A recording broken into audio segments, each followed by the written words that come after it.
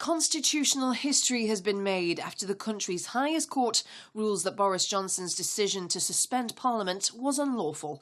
The Prime Minister says he'll respect the decision, but has defended himself, saying the important issue now is to deliver on Brexit. Mr Johnson maintains that he will take the UK out of the EU by the 31st of October, no ifs and no buts. Here in the North East, former ambassador to the EU has met with businesses, warning that there is no such thing as a clean break Brexit. When you reach a point in a country where both sides are accusing each other of being fundamentally undemocratic, I mean, you've got a problem. And this is not the UK that most of us have grown up with and lived in, and we're quite lucky as a country that we haven't faced that kind of politics. But we've now got this polarisation going on, which is really quite dangerous, I think.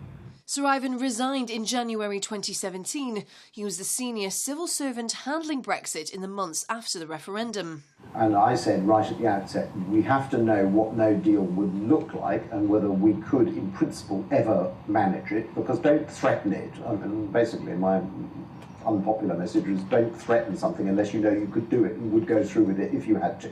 Is it encouraging then to have someone like Sir Ivan coming to the North East to speak to people directly about all of these issues?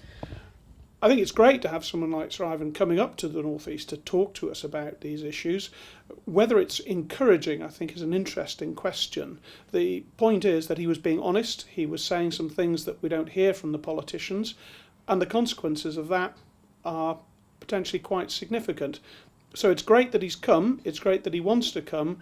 Whether his message was necessarily as positive as we would like is another issue. Yet again, it's been another groundbreaking day in British politics, but more than 3 years after the Brexit vote, there are just 37 days left to sort it all out.